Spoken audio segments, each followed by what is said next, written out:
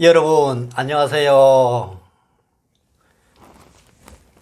바쁜 중에도 잠시 짬을 내어 우리들의 세상 사는 이야기를 함께 나누는 시간, 강습쌤의 미추알 고추알 시간입니다.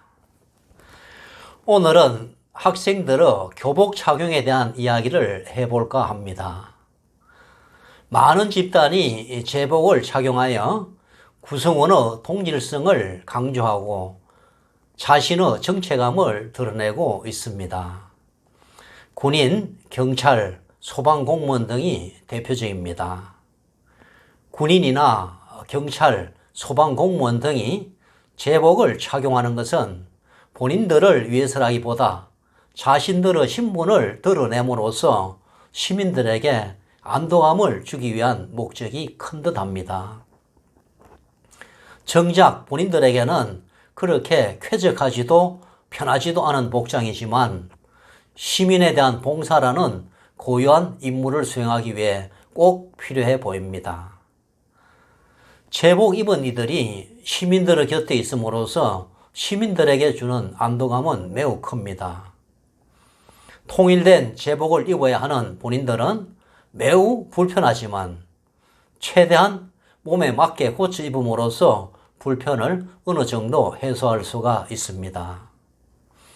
이들은 성장이 끝난 성인들이기 때문에 시간이 가더라도 제복이 몸에 맞지 않는 경우는 잘 없습니다.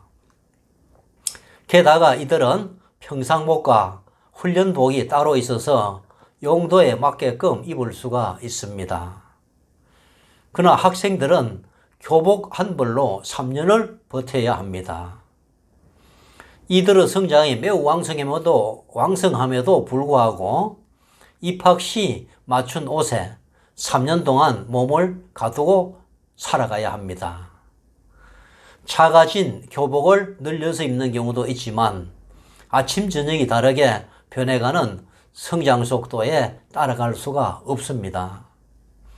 몸은 부쩍 커지지만 작은 교복 속에 몸을 가두어야 하다 보니 잔뜩 웅크릴 수밖에 없습니다. 옛날 고등학교에 교련 과목이 있을 때 교련복을 입는 여학생들의 신체 발육에 큰 문제가 있다고 이슈가 된 적이 있습니다. 입학 시 몸에 맞게 맞춘 교련복이지만 시간이 지나면서 신체 발육이 왕성해진 여학생들이 자신의 몸매가 드러나는 것을 숨기기 위하여 잔뜩 웅크리다 보니 여학생들 어깨가 굽었다는 기사가 난 적이 있습니다. 학생들의 교복은 시대에 따라서 그 의미가 변해왔습니다. 아주 어려웠던 시절의 교복은 그야말로 종합복이죠. 학교 갈 때는 교복이지만 운동 시에는 운동복이고 집에서는 평상복이고 작업 시에는 작업복이었죠. 그러다가 경제 사정이 좋아진 80년대에는 사회적 분위기를 반영하여 잠시 교복 자율화를 시행한 적이 있습니다.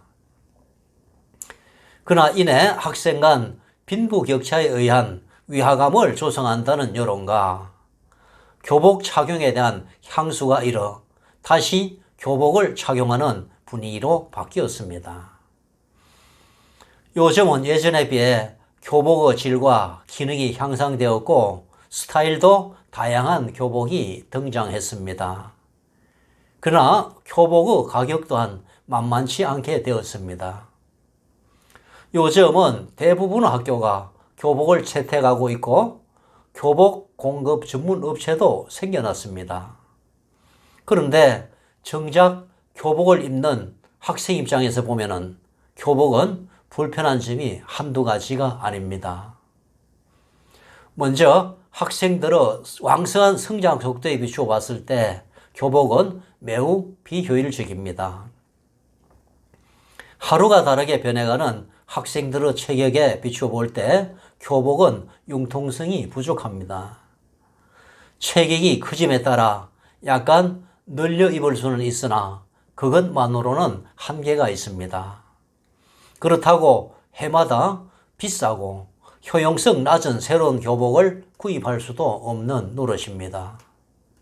혹 학기 도중에 전학이라도 가게 되면 새 학교의 교복을 다시 구입해야 하는 문제도 발생합니다. 다음으로는 위생상의 문제입니다. 변기에 담겨 있는 물보다 교복이 더 더럽다는 조사가 있었습니다. 교복의 특성상 자주 세탁하는 것이 매우 힘듭니다. 학생들은 활동량이 매우 많아 교복이 흡수하는 땀 모양은 매우 많아집니다.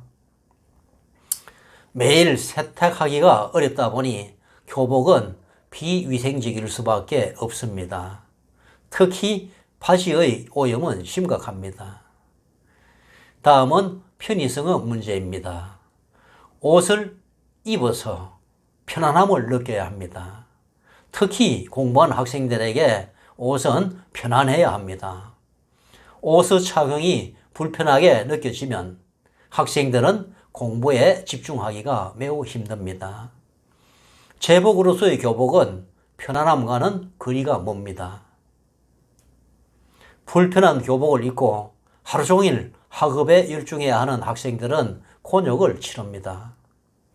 요즘은 간혹 교내에서 생활복을 입히는 학교도 있지만 이것도 극히 제한적이어서 어쨌든 학생들의 주 복장은 불편한 교복입니다. 다음은 보온성과 땀 흡수성의 문제입니다. 동복은 한겨울의 추위를 이길 수 없고 하복은 한여름의 더위를 이겨내기에 부적합합니다.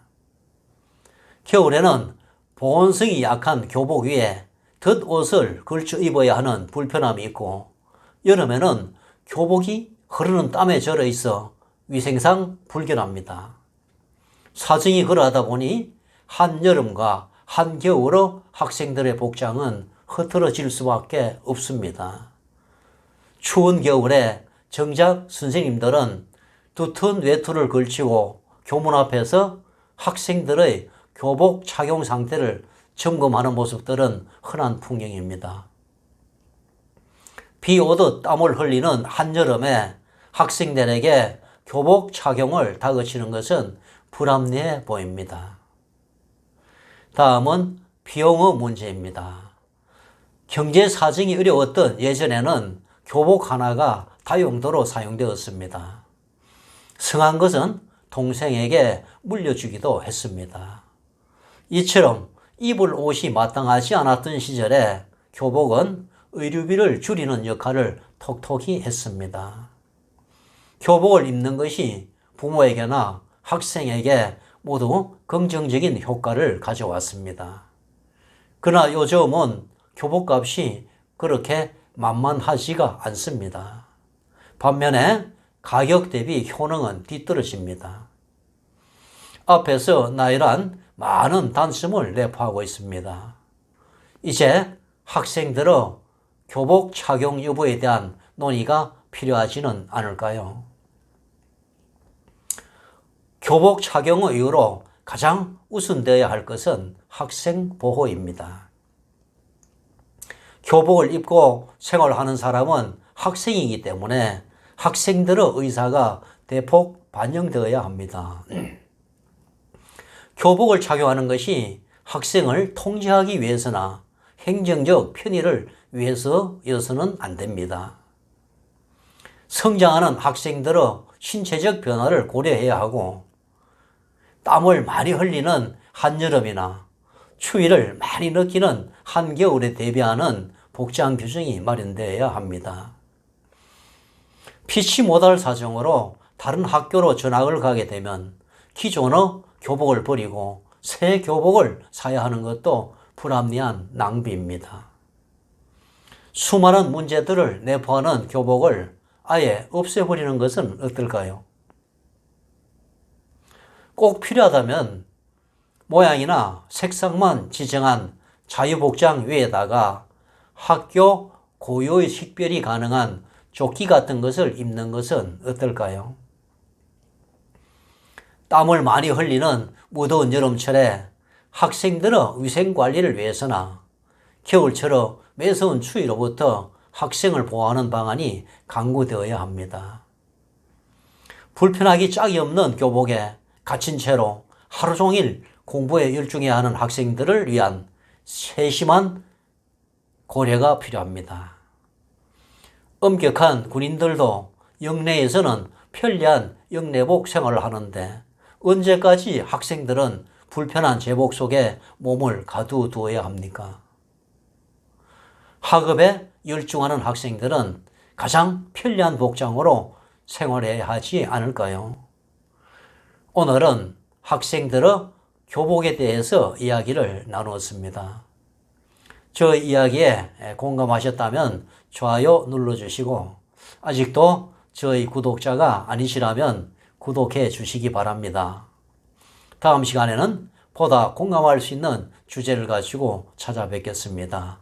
지금까지 강섭쌤의 미주알 고주알이었습니다. 여러분 안녕.